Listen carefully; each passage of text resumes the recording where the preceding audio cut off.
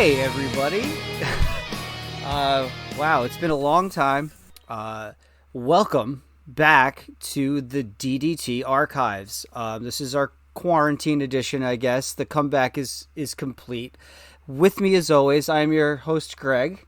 With me, as always, is my co-host and best buddy, Chris. How are you doing, my friend? I'm doing great, man. Nothing like being stuck at home for months on end and reintroducing the podcast to the world. Yeah. Well, you're home doing nothing or teaching from home. I'm still working, but I have loads of time on my hands because my hours are so crazy now.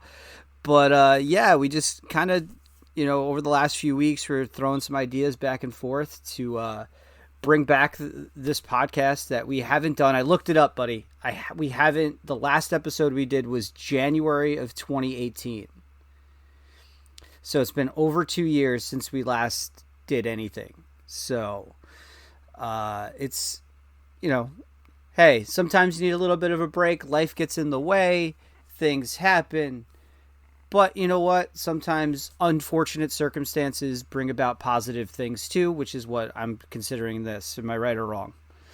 Oh, absolutely, man. And for those people that don't know, I've been coaching college football for the last 2 years, so that makes recording a podcast about as impossible as anything else.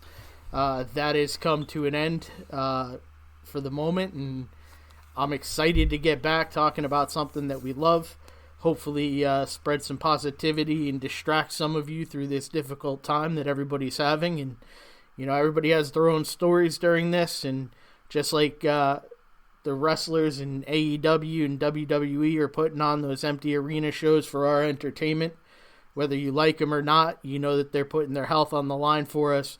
We figured we could give you a little bit of our time to give you a distraction, maybe give you some stuff to watch, and get excited about wrestling again.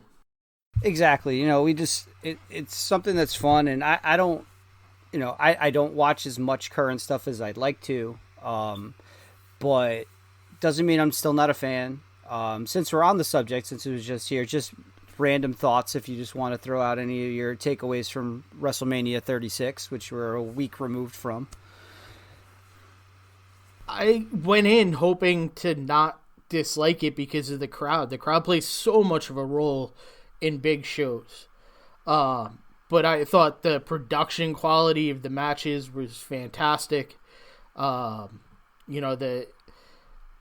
Boneyard match was just incredibly filmed. The first time I watched the Firefly Funhouse match, I really didn't enjoy it.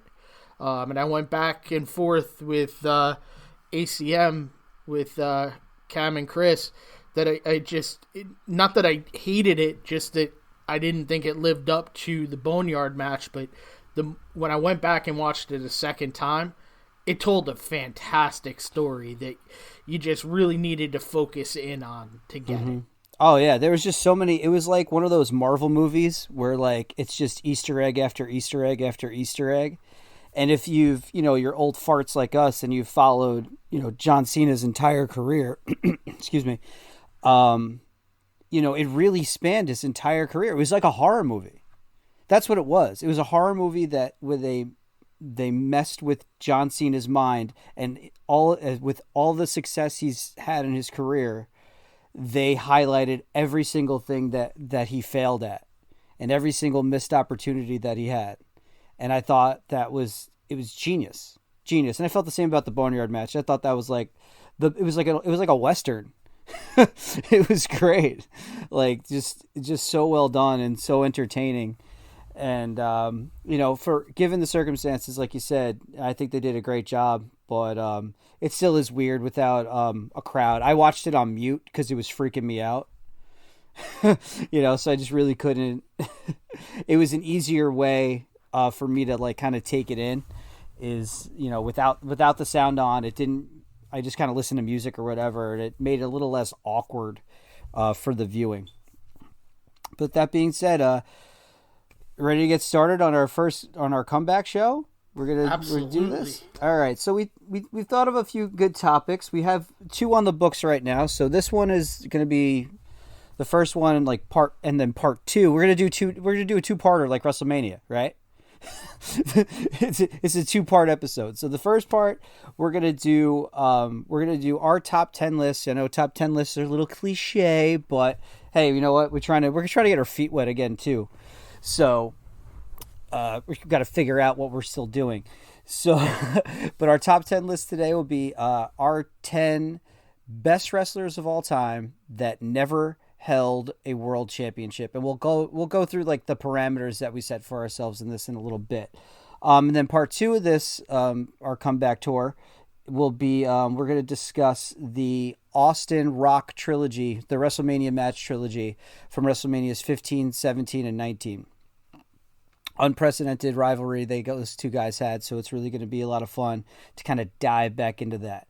So like I said, we're the DDT archives. We're going to talk about a lot of old school wrestling, a lot of interesting topics, not so much full shows, some like that, but lots of breakdown of superstars, lists, old stuff, because that's what we love. So I know you're like my WCW expert man over there. That's where you trend. Yeah, my list might do that today too. And that's fair. So hopefully we have a few differences. I think I know Chris's list, but he just told me before air that he kind of changed it up a little bit. He got mine, so he's a little bit more. This will be the entertaining part. He's going to be a little bit more knowledgeable about my list than I am of his, so that shock factor will be hopefully a lot of fun. So why don't you kick it off, man? Who is your 10th best wrestler to never hold a world champion, and maybe discuss the parameters that we set for ourselves. So the key here is they had to have held if they held the NWA WCW heavyweight title, they were exempt. If they held the WWF WWE Unified Universal, any of those championships, they also were eliminated. Okay. So as East Coasters, we're New Yorkers. We've taken ECW out of this because that was still really a regional promotion. So I don't think it would be fair to kind of add those guys into this, right? Yep, and we left the AWA out as well, just because it's not really our wheelhouse. Other than some ESPN shows when we got home from school when we were like 7. So yeah, yeah, that's good. So anybody has a problem with that, too bad. It's our show. All right, so why don't you kick it off here? Who is your number 10 best wrestler to never hold a world championship? Brian Pillman. So I went with Brian Pillman.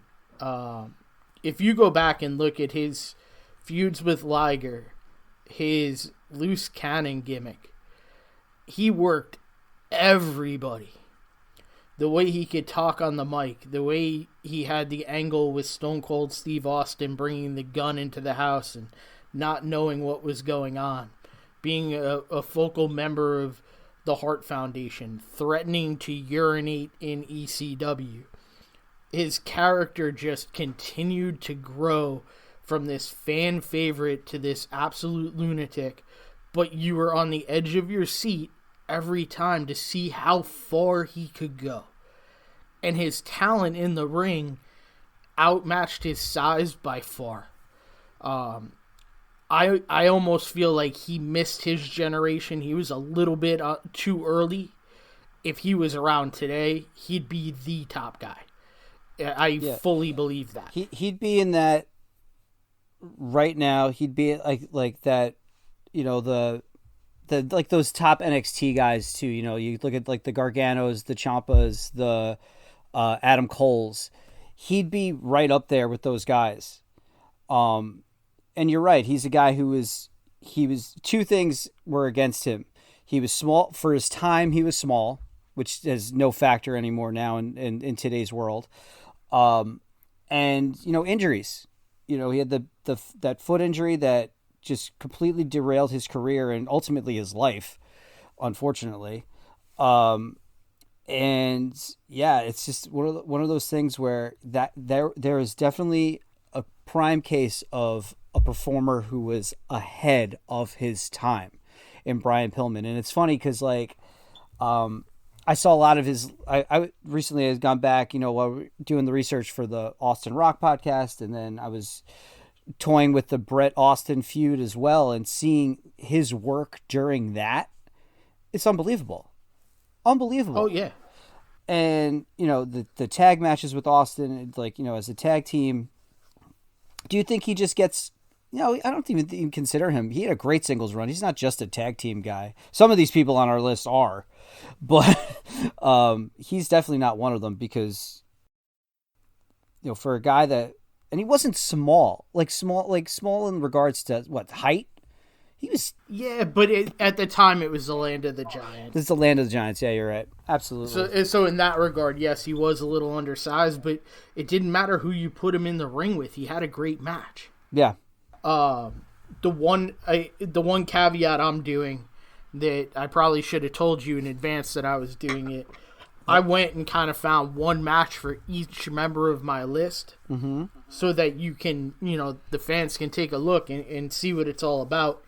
I picked Brian Pillman versus Ricky Steamboat from Halloween Havoc '92.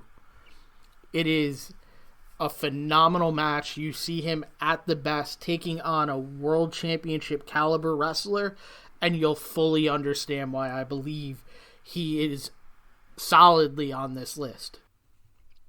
No, you're not going to get any arguments from me about Brian Pillman, man. Just an incredible in-ring performer, and one of those guys, and like too many guys on this list that, like, at least my list, that left us far too soon, and it's really unfortunate. My number 10 is a guy that is in the same ilk of Brian Pillman. He's a guy gotten that tail end of came around like mid 90s and a little bit earlier, and was on the smaller side, dominated the WCW Cruiserweight division in the late 90s. And that's Dean Malenko. And here's a guy that, without Dean Malenko, I don't think we have Daniel Bryan. If you listen to interviews with Daniel Bryan, that was his guy. And Dean Malenko is definitely a performer for me that got me back into wrestling during my high school years, or our high school years, when I started really watching again and getting very into it in the late 90s and during the Monday Night Wars. Is one of those guys. I never missed a Dean Malenko match. But at the same time, where was he during what time? It was WCW. They were the undercard, stole the show every night in the land of the giants. And that's a guy that, once again, a little bit ahead of his time when it comes to technical wrestling. There's not anybody there's very few guys that are better. And for a guy that wished that would just been that during that time would have been a tremendous story and upset if he had cracked that main event and got to wrestle guys at the top of that WCW card. And honestly, he got into WWE just way too late in his career to make any impact. But yeah, Dean Malenko is my number 10. What do you take away from that? So I love Dean Malenko. And I was struggling putting him down as one of my honorable mentions. The only issue I have with Malenko, and a lot of it is because of the group that he's associated with, being tied with Eddie and Chris and even Perry Saturn. Yeah. He's an underrated guy that if he had been able to stay clean, he would have been out of this world as well. Malenko on the mic didn't do it. And I think as a champion and the head of a company, you have to be able to sell matches. In terms of putting on 4 and 5 star matches every time he goes out, I have no question he would do it. But could he sell out an arena on his own? I don't know. That's fair. You really do. That's one of the, I guess if you're listing criteria of what makes a world champion, you got to check a lot of boxes. And that's one that he didn't check. Didn't mean he was very, stoic personality, but I like that. I like that kind of silent assassin type character.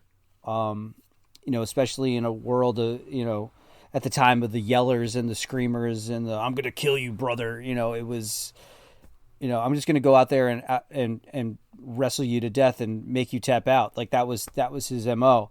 But no, I totally get what you're saying, and you're right on there. Absolutely, you got to be able to sell matches on your own and on the stick, and he definitely, I don't think that's a box he checked. But it would have been fun to see him upset like Hogan or somebody like that. That would have been dope. Oh, it would have been awesome. You know what? You look at a guy like Benoit. He didn't talk on the mic a lot, but when he did, his intensity came out. Mm-hmm. When Malenko's stoic personality, he was direct to the point and he had his matches with Jericho. Oh, yeah. Were out of this world. Mm-hmm. So please don't. The criticism I'm giving here is just why I struggled to keep him off my list.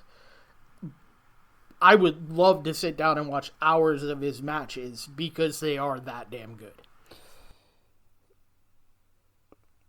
Yeah, I think, and if I had to, off the top of my head, pick a match that one of those for Dean Malenko, it would definitely be his match with Eddie Guerrero, the 2 out of 3 falls match from ECW in 1995. I'm not sure off the top of my head if that was their oh yeah, it was their final. I'm quickly Googling things as I'm going on, but it was their final bout in the ECW arena before they came to WCW. It got a standing ovation. It's a tremendous match, a lot of fun. From two of the best technical guys that ever laced them up. So yeah, I can find matches off the cuff as well to counteract yours, buddy.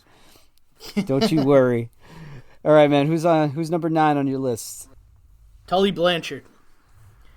So Tully Blanchard falls into the difficult challenge of he's in a stable with Ric Flair, and he is not a good guy. So there is no way he's taking the top title from his teammate, because at the time there are no two better heels than Tully Blanchard and Ric Flair. His matches with Magnum were far and away some of the best I've ever seen. His matches with Dusty for the U.S. title and the TV title were crazy good. Like, he's a second generation guy that just worked his tail off in the ring, and I loved watching him work. I loved watching his interviews. He was just the ultimate bad guy. Like, he had that aura, like, I am better than you. I know I'm better than you, and there's nothing you're going to do about it. Like, I can only imagine that a guy like MJF today, who I absolutely love, I don't know how you feel about him, but I love him. Oh, he's great. He has to be going back and looking at stuff with Tully, because if you listen to him talk and then go back and watch 85, 86 interviews with Tully, there are so many connections that it's unbelievable. He walked, he talked like a champion. Like, that's, he lived his gimmick. Yeah. And his Starrcade 85 I Quit match with Magnum is probably in my top 5 matches of all time. It's a great pick. It's a guy that, at least, for decorated career, was a TV champ, multiple time tag team champion, U.S. heavyweight champion in the NWA, Hall of Famer all around. But once again, if you allow me to just, like you did with Malenko, poke that one hole into Tully Blanchard, when you're thinking of, and this is it's a little petty, but it's a necessary part of, when you think of world champions and like just checking those boxes, and that's his look. I just thought he was, just didn't have a great look. Not physically, he was intimidating, but just for a heel, it was fine. But as a world champion, once again, like trying to carry, being the face of the company, he didn't have the face to be the face of a company. So let me push back a tiny bit on that. Go ahead. And this is just because I know you're more of a WWF guy than a WCW guy. When you're thinking about Tully Blanchard, do you default to the Brainbusters in WWF? No, not necessarily, because over time, like obviously I didn't watch it when it first aired, but with the magic of the WWE network to go back and watch these old Jim Crockett shows, no, I think of him in The Horseman with Arn. Okay. I mean, to me, like the Robes, J.J. Dillon, whoever he's out there with, I thought he did present himself as a champion in that regard, but I also understand where you're coming from, and clearly everybody on this list is going to have some sort of flaw, or they would have been the top guy at some point, or they just didn't need it, because there are a couple guys on this list that's the answer. Yeah, of course. And but obviously if we didn't, what would be would make this topic interesting is talking about not just talking about the positives, but also talking about the negatives and what may or may not have held them back from that top spot. That's what's great about, this kind of debate and, going back and thinking about all these older guys. It's you got to take the good with the bad, and but Tully had a lot of good, man, a lot of good. And it's, I'm happy that there's the platform of like a, call me a shill if you will, I don't care. But the WWE, you say what you want about WWE, that WWE network is, hands down the best streaming service in the world for, if you like wrestling, obviously, because you can go back and watch anything. And for, as I always say, for younger fans who think all these guys today who have like 4 or 5 years under their belts are like the quote unquote goats. Yeah. Educate yourselves. You have no excuse. Go back and watch some of these people, watch some of these guys from the 80s and early 90s that tore it up, and it would make some of the guys today piss themselves. And that's just my humble opinion. Not so humble. I'll opinion. add to that. I think if you go back as a young fan and watch it, you'll see where some of these incredibly talented guys of today are getting their style.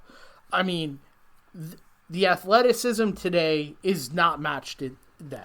You have the occasional guy that can. But the storytelling then was so much better than it is today. Absolutely. You find the middle ground. But I do think you look at guys that we've talked about so far, they've all left a legacy, and you can see it within guys in the company today.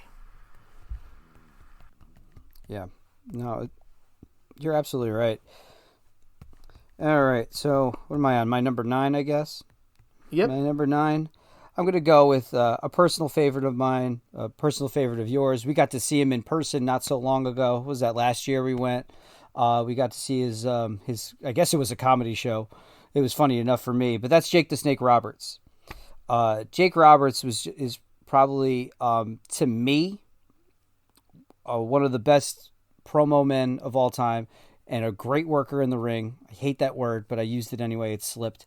But it's just a tremendous performer in the ring and outside the ring. And here's a guy that could have stood toe-to-toe with anybody in that era. He had the size, didn't have the body for it, but another guy whose outside of the ring activities may or may not have derailed his career, but he made so many stars, and it would have been great to see him, and I think he could have carried it, been either as a heel or a badass babyface. He would have been a guy that could carry a WWF championship proud. So what are your thoughts? And he had a great finisher, man. The DDT, I know it's so used now, but back then, come on. Yeah. And I love his quote when he would say, somebody asked him one time what DDT meant, and he said, "The end." Like, is there a better answer to that question? So, my number 9 is Jake the Snake Roberts. Tell me what you think. There is no wrestling psychologist better than Jake Roberts. My issues with Jake Roberts comes down to the fact that you have to know that your champ is going to show up night in and night out. Yep. Now that he's clean, I wish he was clean in his prime. Honestly, some of those promos he's cutting with AEW blow my mind. And at 39 years old, I don't expect that week in and week out when I watch wrestling. He is the top guy on the stick right now. I honestly believe that. He was in the 80s and the 90s. He just got it. You didn't have to yell. You didn't have to scream. You got everybody's attention. His talent in the ring, very good. I like his real old stuff.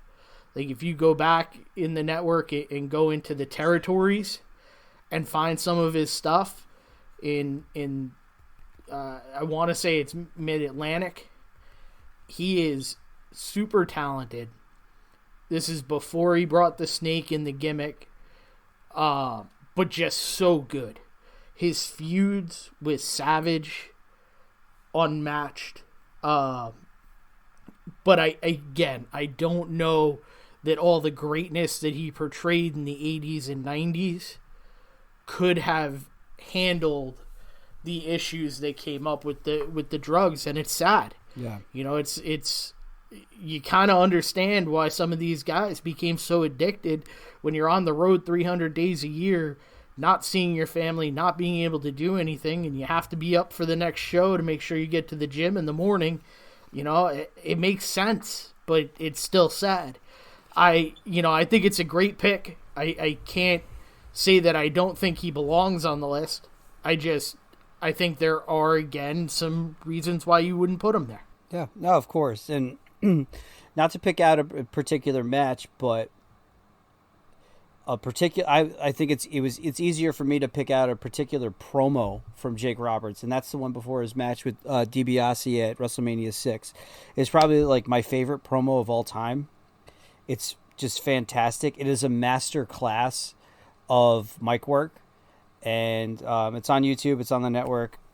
Go check that out and see if you're appreciating what the stuff he's doing in AEW now, which is great.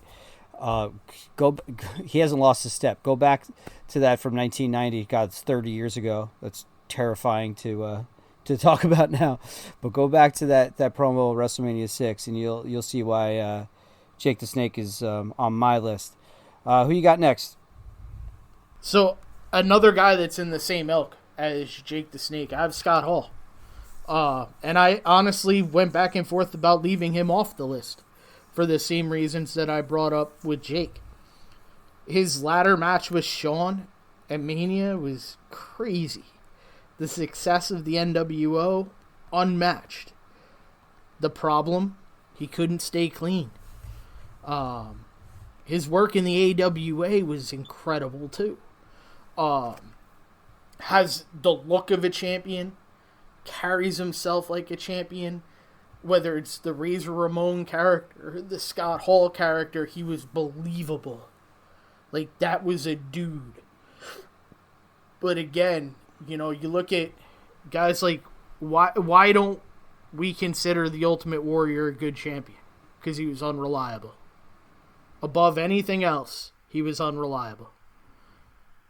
If you're having these issues, it's hard to say that you can continue your rise with the championship and not have it bring upon bigger issues for you. Again, really happy to hear that he's cleaned up. I love seeing him come back. I have nothing but absolute respect for what he's done in this business, and he has entertained me for 30 years.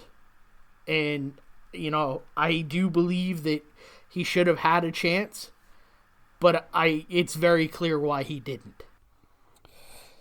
Well, in the interest of time, I have Hall on my list as well, and but there's a guy that had, a lot of windows where you could take a block of time and you could just look at it and be like, there, he could have been it there, and you think about all his great rivalries, from Sean, and he could have, during that year, Diesel held the title in WWF. He could, there's probably spaces in there where you could argue that he had a shot.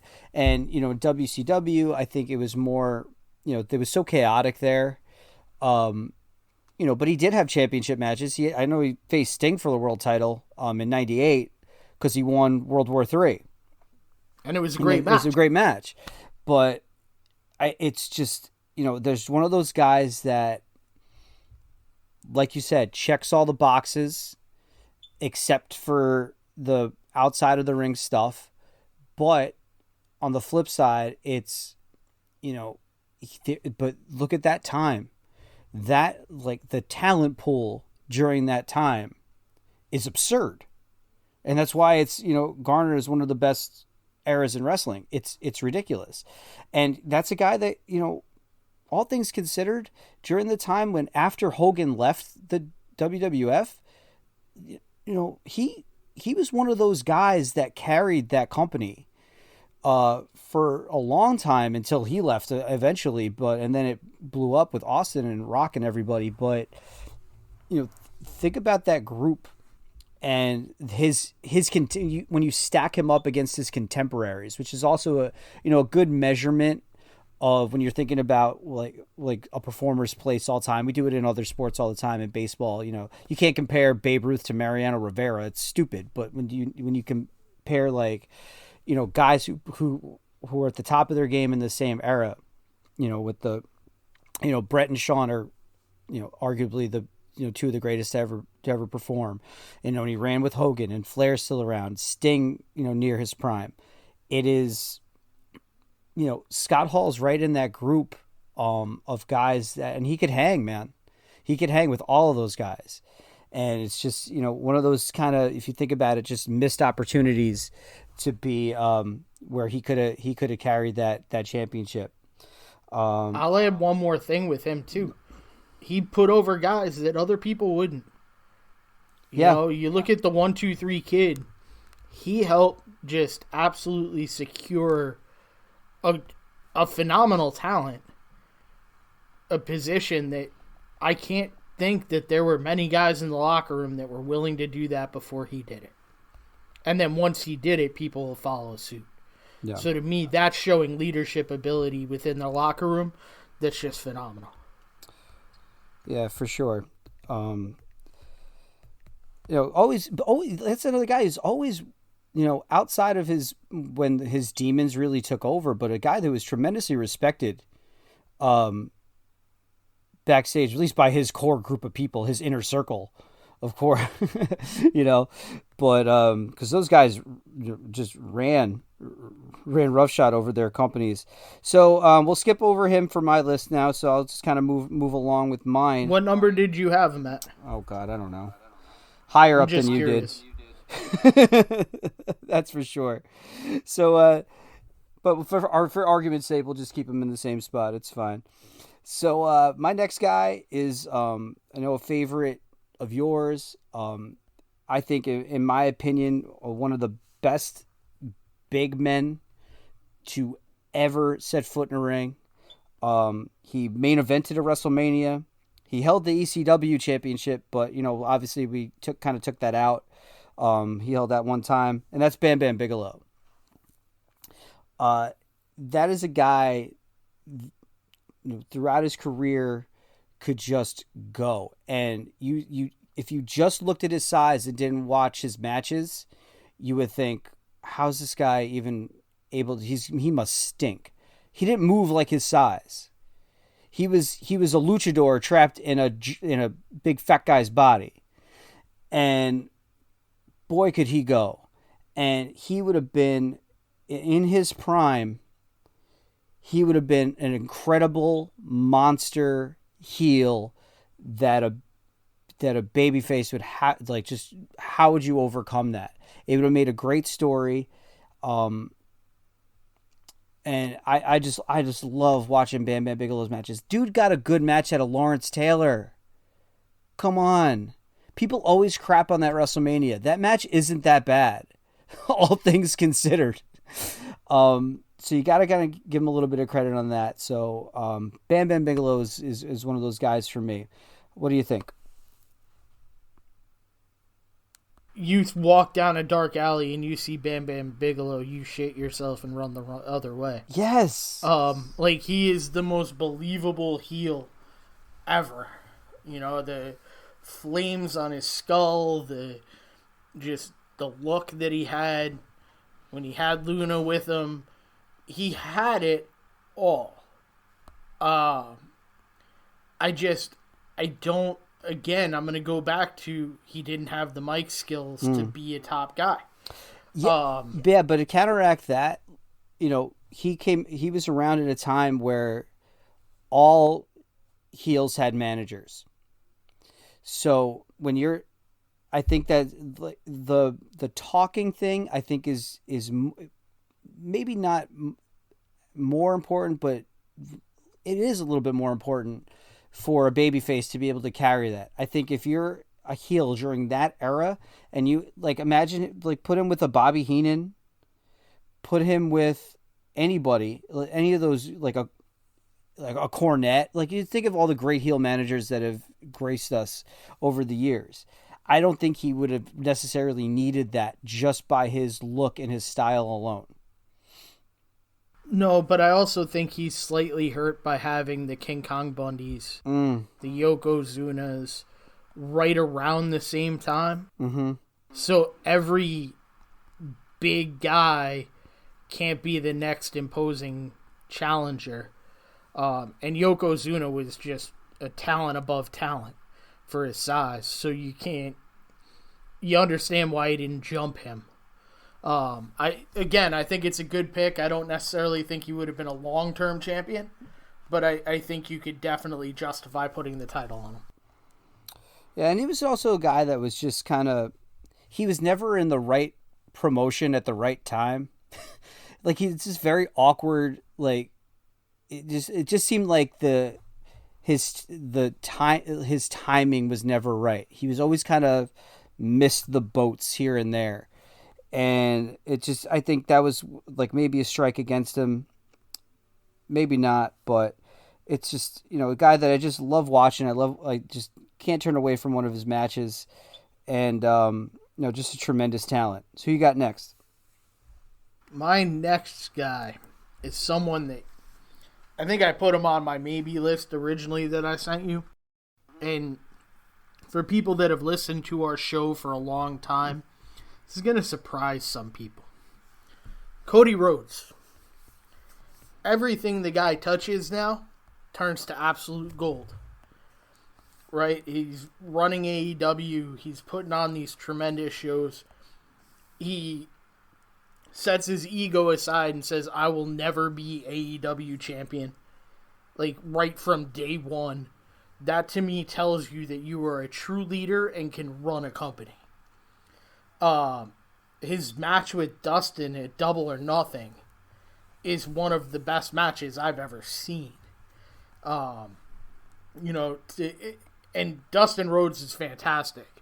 But to get a 5-star quality match out of your brother in an absolute bloodbath, there's nothing better. His work with guys like Darby Allin.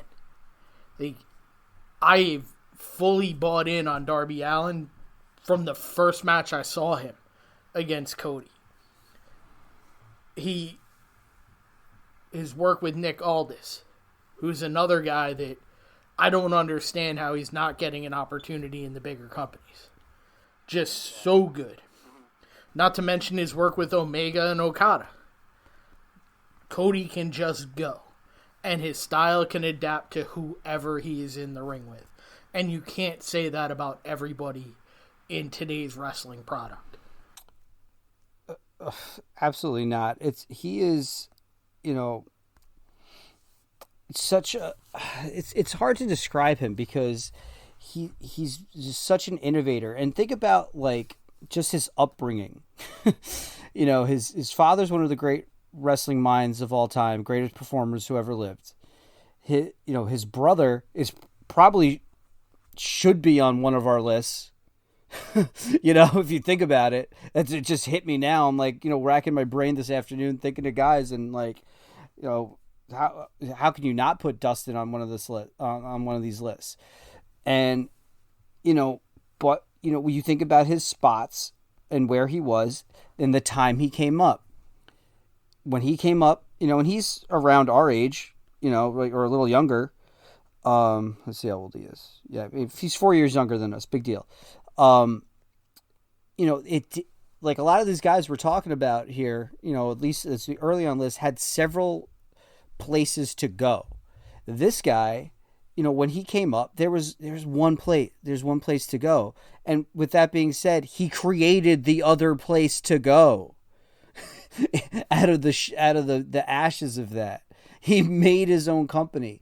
So just think about trying just how talented he is trying to crack that upper echelon of WWE during his time there. It's next to impossible. It's next to impossible that you have to be, lack of a better term, it's going to sound corny, but as elite as you could be when you have to go up against the Ortons and the Cenas and the Triple H's and all those.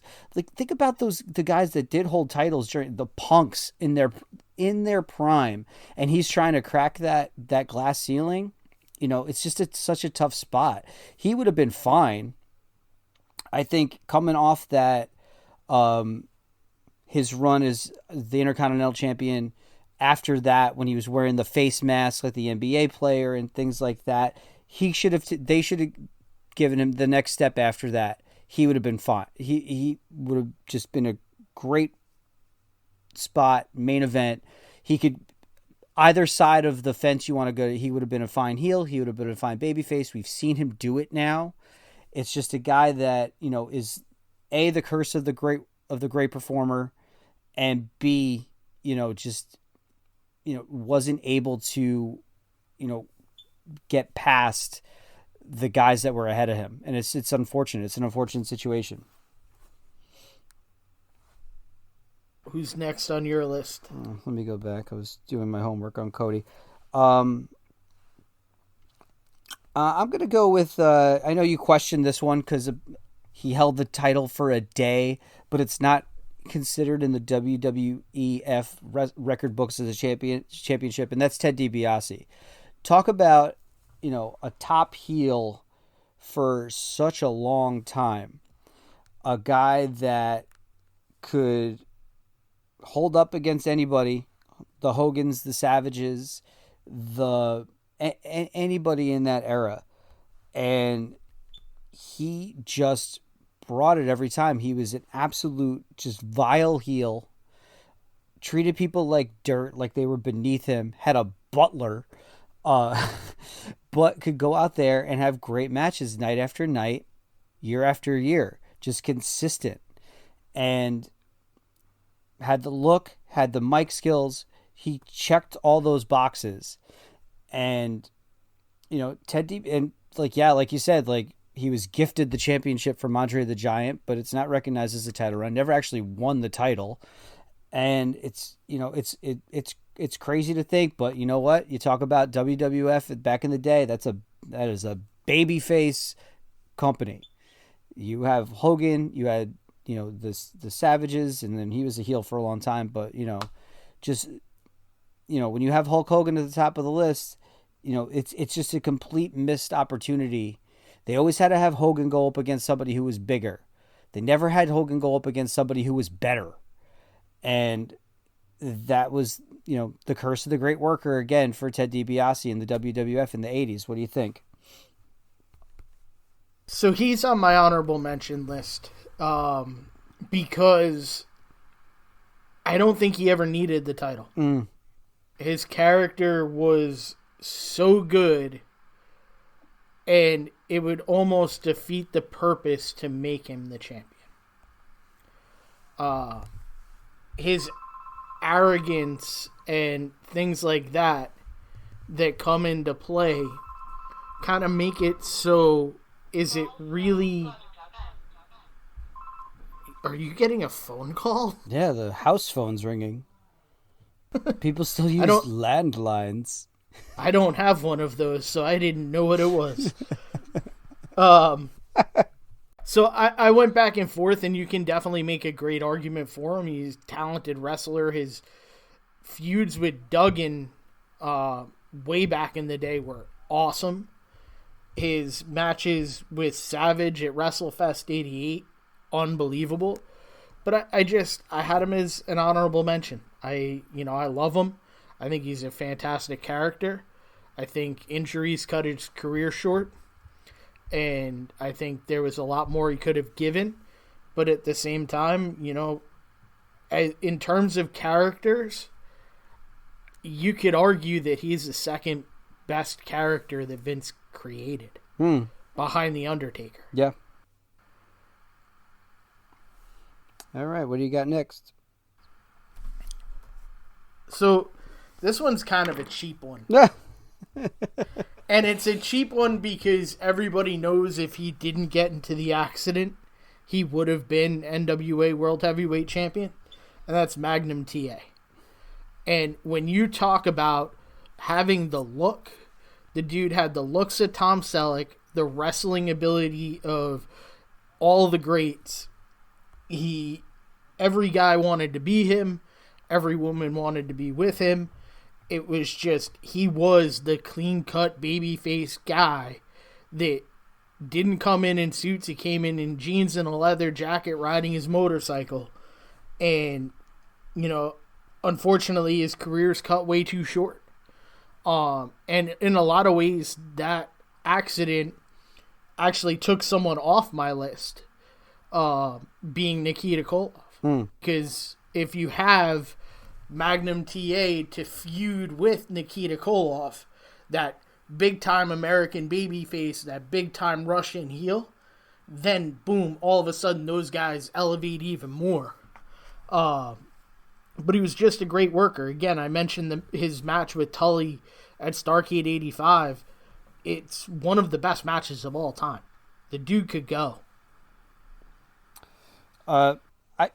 This is one of those people that I've, Magnum TA is a guy that I've always heard about, but I just don't have enough knowledge about, or have seen him enough to know, to really be able to appreciate. And I know we've talked about going back and doing a Starrcade 85 show, spoilers, but we'll talk about that. So I'm looking forward to actually going back and watching that, because I really just don't have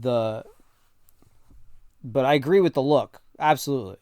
He had all the tools, and I just don't feel comfortable commenting on him to, I have enough respect for myself and our show to not be a fraud. I just don't, I just don't have enough to really give an argument on either side for Magnum TA, but I'm looking forward to going back and seeing what he could do. Because and it's only fair. He retired when I was 5. It's hard for me to kind of look back fondly on the career of Magnum TA when I'm watching Voltron. So, are you saying my parents were bad parents, sitting me in front of a TV on Saturday mornings and letting me watch wrestling for 2 hours? No, not because it kept me bad quiet. Parents. Those are cool parents. I had to watch WWF Superstars on Saturday mornings, but I always had to have a backup channel on the last button in case somebody came downstairs and caught me, because I wasn't allowed to watch it. It's terrible. That was a move you perfected for the rest of your life. Yeah, whatever. That's why I came to your house. All right. All right. So my next guy, this is somebody who, like I said, had a very small window, and then personal things kind of derailed his career, and he never was able to really bring it back. And that's the British Bulldog. And I know you love the Bulldog. I know you love both Bulldogs. you have a bulldog. And but Davey Boy was just one of those guys that, and it's unfortunate too that he was supposed to go into the WWE Hall of Fame this year, long overdue. But it's just a guy that just had just tremendous size, wasn't terrible on the mic, a little awkward, but not so much where like you could say just flat out sucked. But you knew you could get great matches out of him. Just look at his match with, obviously the go-to one is Bret Hart at a SummerSlam 92. But, there's a guy who had that, he was trending up, got fired for receiving human growth hormone from a pharmacy in England with the Ultimate Warrior, got fired that same week.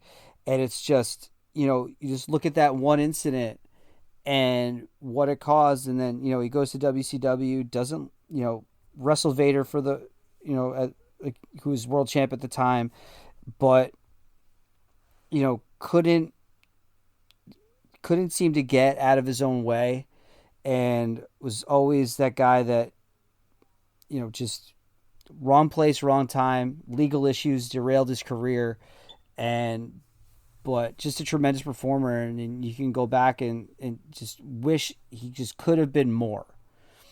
So what are your thoughts about Davey Boy Smith? I love Davey Boy Smith. That's obvious for anybody that's ever listened to our show. But he's only an honorable mention on mine. Yeah. And he's an honorable mention on mine a lot because of what I learned when we did our research for that SummerSlam 92 card about how just he shows up out of his mind on drugs on what should be the biggest night of your career. And to me, that tells me everything I need to know about if you can lead a company. Did he have the look? 100%. Did he have the personality?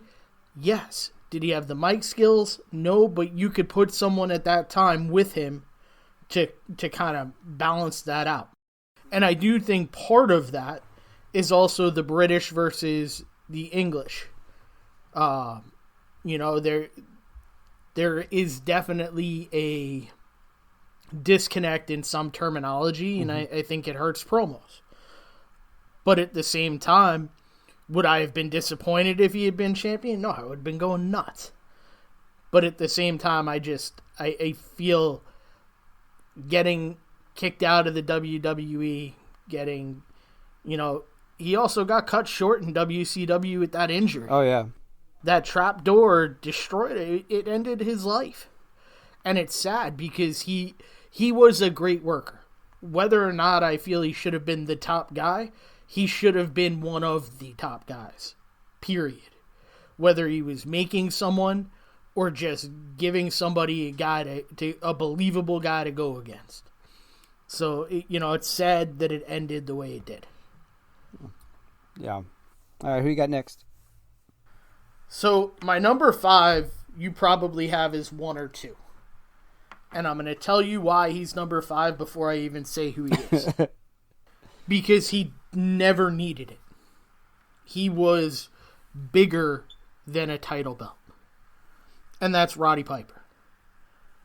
His rivalries with Hogan, Goldust, Flair. You go back to early 83, Flair and Piper, they had a shoot wrestling match on some TV taping that was just crazy. The dog collar match at Starrcade 83 with Greg the Hammer Valentine. Holy cow. Like, we think of Greg the Hammer Valentine, WWF Valentine. These two at their prime in 83 just killed each other for the business. But at the same time, I would have loved to have seen him get it, but I don't think he ever wanted it. Yeah. Like, I think he knew his place. Come in, make money, be the top guy, get out, come back when they really want to see me again, get out again, come back. His run in WCW, to me, was a little sad watching it back now. At the time, I loved it, but looking at it now, he's not who he was, and understandably so. Because he put his bodies through wars. You know, and he gave everything to the business. At the same time, there aren't too many guys that are better than he was. On the mic, he's up there. You know, if we ever did a list on top mic guys, if he's not on the list, we should be shocked. It would be we would default him number one and then talk about everybody else. Like it's that. You could argue it. I mean, hard to say not include Nature or Dusty in there too. Mm-hmm. But just he didn't need it. And that's why he's 5 and not number 1 or 2. Hey, no arguments from me. You know he's on my list. But I absolutely agree with you that he was just a guy that was a personality that was bigger than any championship. Bigger than any like feud or whatever. He was just that quintessential personality, over the top, and it's, you know, he's one of the best to ever do it, man. And look, dude main evented the first WrestleMania. No one's gonna ever take that away from him. You know, had great runs in the 90s, you know, as a part-time. You know, I know people love to complain about the part-timers now, but Roddy Piper was one of those guys to do that first in, you know, the late 90s in WCW. You know, he made Goldust. Yeah. Yeah, absolutely. Oh yeah, right before that. That was same year. And you just think about like his 96, right? Like you talk about like 80s Piper. But 96, he like goes out, has that crazy feud with Goldust, and then then pops up at Halloween Havoc, and you know, and has that, and just reignites his feud with Hogan, in a role reversal that nobody would see coming. Like that's what's crazy, and he's just a guy that like you said never needed it. But damn, it would have been cool. It would have been so cool. So we'll skip over him then on my list because he's near the top, and then I'll go on with really, you know what, I'm gonna take out one of mine because I think he's in, but I'm gonna go with, we'll talk about Goldust. We'll talk about Dustin because I'm changing it on the fly. He is one of those, because it really resonated with me when we were talking about Cody. But talk about one of the great characters that in no universe should have ever worked. The Goldust character. And he did it for like 25 years. and still has, you know, the rawness of that character into what, and he's combined it with his own, you know, unique presence now. But even think about to his days in WCW when he was the natural Dustin Rhodes. Dude was awesome. Awesome. And he was a kid. And just watching him, but there's another guy who had a lot of personal issues. Sometimes his weight was an issue, very up and down there. He wasn't always in the best shape. You know, kind of got over that in his later career, which is great. But he is just a guy that, you know, you never got a bad match out of him, ever. And I just love that Goldust character so much. And it was one of those, you know, unique things that got me back into wrestling really hardcore in the late 90s during the Monday Night Wars. Just love that Goldust character. So I took off one of mine. I'll leave, you know, I'll leave that for later if we talk about honorable mentions, but Goldust is going to be on my list at number 3. What do you think? See, I had Goldust at number 4. Okay, there you go. So, everything you just said, dude could go. He reinvented himself even within a character. A character that should have pigeonholed him, he was able to transform in so many different ways.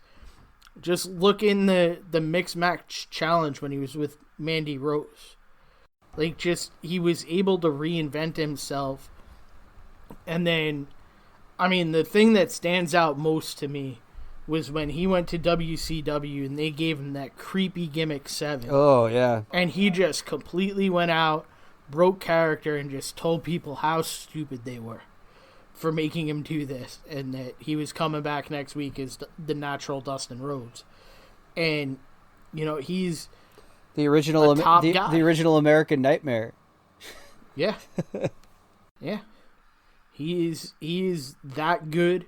His biggest issue is his time is that Austin, Rock, Michaels, Triple H, Booker T, Batista, Cena, you have such a stacked roster. That's why he never got the run. But he also, there were only limited times he was off TV. Yeah. And in a time when TV time, it meant everything, he was always around. Yeah, he's just a guy that he was always around. And it's just, just that, guaranteed good match you're going to get out of him. Great character, great personality, could talk. But obviously his pedigree, stands for itself. So, yeah, I had Goldust at the last minute, a little bit of a curveball, but I'm glad you had him on your list. That's awesome. Is that the one you thought was going to really shock me? No, my number one's going to blow your mind. All right, so what do you got who's your next one? My number 3 is Mr. Perfect. He's on mine as well. He's my number. I think he's the obvious one. He's one of the 3 obvious ones in my head, which, obviously the first one being Piper, second one being Perfect, and I'm sure we're going to talk about the other one soon. Yep. He was the full package. He could talk. He could work. He was a legitimate athlete. Promos were believable. He could manage. He could be a heel or a face. The guy got over rap as crap in WCW. He could take anything he was given and make it worthwhile. His match with Brett at SummerSlam 91, one of the best matches I've ever seen. I absolutely adored Curt Hennig. He gone way too soon. Just super talented and a guy that, deserved a run. And I think he would have been a very legitimate challenger to Hulk Hogan at the time. Of course. And he's on my list. One of my favorite characters, performers ever.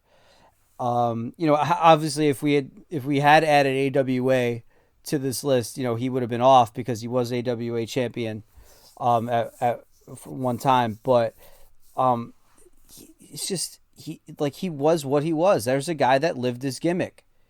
He was better than you, and he told you, and you knew it. You knew in your heart that he was right. One of the great announcers of all time too, very underrated when it came to just being, that foil to Vince McMahon at the table. He was great, but he just go out and had a great match. But he could have, like you said, he could have stood toe to toe with Hogan. He could have, think about, minus some injuries, how he could have been with, against a WWF champion Bret Hart. We know what they did for the Intercontinental champion. Why couldn't they have done the same for the WWF title? It's just, a guy that you just hate. It pains you because you would love to have seen what would have happened had it worked, and had he had that moment. He's another guy too that you could make the argument that he didn't really need it. Almost like he's Mr. Perfect. I don't need your championships. That's for the amateurs. I'm better than that. I'm above that. It fit his character too. But yeah, I think Mr. Okay, but I'll tell you the perfect time he could have won it though. Go ahead. When he turned on Flair. Oh yeah. That would have been the time. Not necessarily did he need it when he was being the bad guy, but when he turned on Flair, that was the opening to just take care of business. That would have been his shot. Yeah. But hey man, what are you gonna do? So I know we're probably got the same one at the my top and then whatever. So we'll talk about him in a minute. So who do you got that's gonna apparently shock me? My number 1 My number 2 is going to be your number 1. My number 1 is the Dynamite Kid, which should make you go, huh?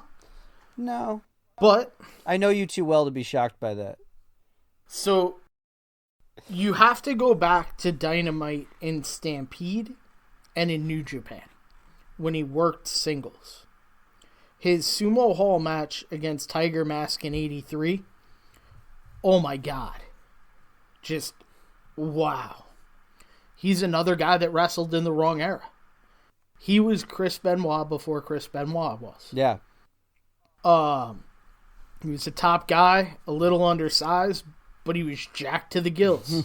Was he ever? It was believable. He was a tough guy. Wasn't necessarily the nicest guy in the locker room. You know, you hear all the stories, but just consistently put on top matches early in his career. You know, he's a guy that broke down in the WWF. But he absolutely owned Stampede Wrestling. His Japanese career was great. His run with the Bulldog was phenomenal. I, to this day, love watching him work. You know, it's just so fluid. There's no wasted motion. He can sell. He can move. He can fly. You know, it's sad that he broke down as much as he did because of his finishing move. You know, that flying headbutt, just, you know, it's crazy how much damage that did. You look at what it did to Harley Race. You look what it did to Dynamite, putting him in a wheelchair. You look at what it did to Benoit. You know, if you really look at his legacy, you know, he's arguably one of the most decorated international wrestlers of all time. Had way more success outside of the U.S. than he did here. But like you said, it's another cut from that cloth of, you know, the Pillmans that were a guy that were just way ahead of his time. You put Dynamite Kid in today's landscape, megastar, easily. And like you said, and if you watched, you know, I know you did, and I caught it too. And you know, you watched that the Dark Side of the Ring on Chris Benoit. They talk about Dynamite Kid, you know, in the beginning, and how he modeled his style after that. And you know, look at the, you know, tragedy aside and horrible things aside, but look at the career that Benoit had doing what he did just a half a generation after that, right? If it's not even a full generation, do you think? It really, so maybe it is, but it's just what Dynamite brought to the table was just that raw athleticism. And it's, you know, it's unparalleled how great he was.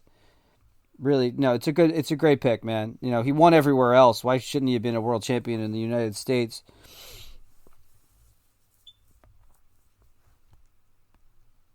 Now let's go to your obvious number 1. That was what, your number 2 or 3?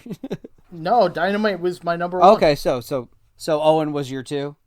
Yes. All right, so we all know, you know, obviously he's on any list you put together like this guy's got to be on it. And you could say that about a lot of the guys we're here. Maybe if you go, you know, like the easy ones are like, you know, Owen, Piper, Perfect probably. But, you know, Owen Hart was just, he one of those guys that checked all the boxes, and he could talk, he could perform. He was the perfect weaselly, annoying heel. Could have been a top babyface, but you know, just was better as that foil. You know, cursed by being the baby brother of Bret Hart. Not cursed, but it did, I think, eventually hurt him. Probably should have put the championship on him in '94 at that cage match in '94 at SummerSlam. That was your shot, and they balked at it there. It was a golden opportunity, but after that, you know, even his work in the right before his death, you know, when he was teaming with Jarrett, and things were starting to open up, you know, guys were there were guys getting hurt, and it kind of opened up the door for guys like Triple H and everything like that. So, had the tragedy with him hadn't happened, never know what would have happened later in his career. Could they have given him that, the Kofi run? When you think about it, a guy that was in his late 30s,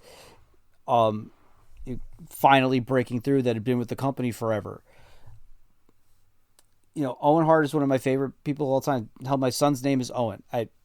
It's just, it just pains me that he never was able to crack that next level, even though he was in the main event, a lot of the times. So, obviously you agree with me. He was your number 2. I am going to give the hottest take, and I hope people criticize me for this. Owen Hart was better than Bret Hart. Oh, yeah. Oh. I 100% believe that if Owen had been given an opportunity when Bret went to WCW, Owen could have carried the company. Instead, he was put into a situation that ended his life. I have no doubt that he would have exceeded what Bret had done, because they're brothers. Look, anybody that has a brother, you love them to death, but you compete with them in everything, whether you want to admit it or you don't. You always do. Who's better at what? And I really believe Owen was a little bit more of a high flyer. He could do all the technical stuff his brother did. I think he had a little bit more personality than his brother. Oh, that's not even up for debate. So not even up for debate. That's why I think he would have surpassed him, by far. But we'll never know, and it's terrible for his family, and it's terrible for his fans to never know what that ceiling would have been. Because I think we could have been talking about him being one of the best of all time, period. And you always hear that there's that story that's floated around. Not sure if it's confirmed, but I've heard it like in a couple of different interviews, and it's how the game moniker was supposed to be for him, and after he passed, Triple H took it to honor him. And and when you think about it, you're like, well, like it fits. And it's just, he had so many great matches, so many great moments, and I think you're right. I me, I was never a Bret guy. I've learned over my later years to appreciate his matches more than I did when I was younger, but I was always a Shawn Michaels guy because he entertained me more. I always felt Bret was and we could have a whole show about Bret Hart, but I always felt Bret was,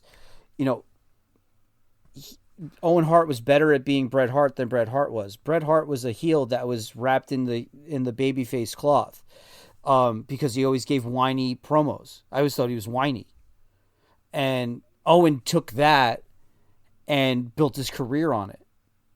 He gave the same kind of almost timbre to his promos, but he just turned it up a notch, and he just became so irritating you wanted to slap him. But that was what made him so great. And I just, you can't say enough about Owen Hart.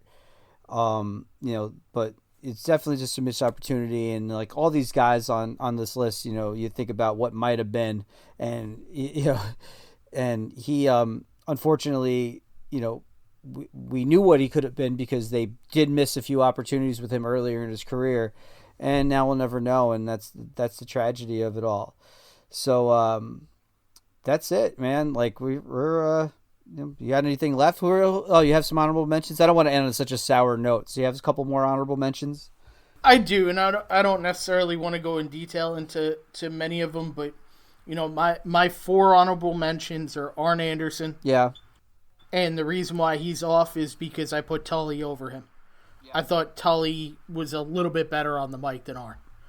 I thought Arn was great on the mic, just not... He wasn't there was a coolness factor with him to the average fan that I don't know he would have gotten the absolute heat that Tully would have gotten. Bruiser Brody. Okay. Because he's just awesome. Johnny Gargano.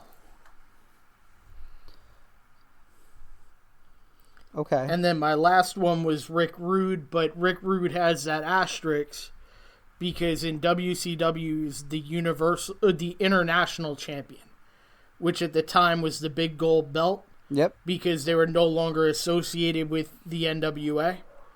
So I didn't feel comfortable putting him in the list because if you weren't a WCW fan at the time, you would have just said he had the big gold belt. He was the champ. Yeah, that counts. It was really the number 2 title. But I figured rather than arguing with people, I would leave him in an honorable mention spot. But he's another guy that just was a dude. Yeah. And that's my list. It's a great list, man. And, obviously we had some overlapping, which is good, but enough differences to at least try and make it interesting. I'm not quite sure where, this... It's been a long time since I posted a podcast, so definitely be able to check us out on Twitter, at DDT Archives. What's your Twitter handle? Hold on. Let me look that up. It's so new you don't know it. It's not a lie. It's at Chris_DDTHSLB. Wow, that is a mouthful. So I am at DDT Archives, like the title of the show. It'll definitely be up there. It'll be posted on my website that still exists, which is highspotslowblows.com. The page is a little whack, but it'll be there, so you can definitely find it there. We'll post it all over our social media. We have our Facebook page is still active, which is the DDT Archives podcast. We'll see if it ends up on iTunes, if that's still connected to our our posting service. We'll figure it out. Okay, but awesome job, man. We're still trying to get our rhythm back. But it really felt like riding a bike. Like we never lost a step. Like we've been doing this forever again. So it was great to be back. A lot of fun. You feeling good about this? We went a little long, but we're feeling good about this. I am, man. I thought it flew and it went by smooth today. Yeah. I'd like to give a shout out to our buddy RJ. I missed RJ the last few years. He probably never wants to play fantasy football with me again, but always a great guy and definitely our number one supporter. Mm-hmm. So, definitely check out his stuff with the Ringside Rant. And we always appreciate the support that he's given us and look forward to hopefully at some point collaborating with him and building some crossover because, listen, I didn't come back to start podcasting to be average and getting 13 listens. I want to do this stuff to make a difference and get people talking and having a lot of fun. Yeah. So bringing like the positivity back. Like we've never been those guys that have been like. I hate how, we can sit on a soapbox all we want, but I just like what's become of fans now. How the fans have become critics, not fans. We want to bring the fandom back. We don't want to sit here and we'll be critical of some things, obviously, just for argument's sake. But just constantly that negativity and the hate and everything going on just really is not where we're at. We want to, we make wrestling fun again. It's not life and death. For us, it's fun. It's entertainment. It's what we need in a crazy mixed up world right now. And we want to bring that, and you shout out RJ. I'll shout out our old colleagues at Tapped Out who have just always text me constantly and have been a huge supporter and trying to, just always wanting us to create content again, just for our own sanity. And, I did text Myron before the show today, before we hit record today, and he was just like, do it, finally. He's like, you're going to feel great after you do it. And he's absolutely right. I feel fantastic. And I hope you do too, buddy. I absolutely do. And, I do want to say I wish those guys well. They were very good to us in the early going of our podcast. And, we're all very different people, but at the same time, we're all one wrestling community, and and we could do something special. Yep. You know, you don't have to be on the same platform to support one another. Nope. And I think at the end of the day, this is going to be a whole lot of fun. Getting out there, giving our opinions. Do not mistake what Greg said about always bringing the positivity. We're still New York born and New York bred, and one day we will be New York dead, and we will always have that New York attitude where we know we're better than most. That's also true. But if you are our equal, if you are our peer, we got your back, and the loyalty from New Yorkers never fades. So, you know, I look forward to talking to everybody in the next episode, and thank you for giving us a listen and giving us your time. And we hope we were able to distract you for an hour and 25 minutes and enjoy it. All right, man. All right, so we'll put a bow on this one. We'll see you next time when we talk about the Austin Rock trilogy of WrestleMania. And yeah, thanks again for giving us a listen, and we'll see you next time on the DDT Archives.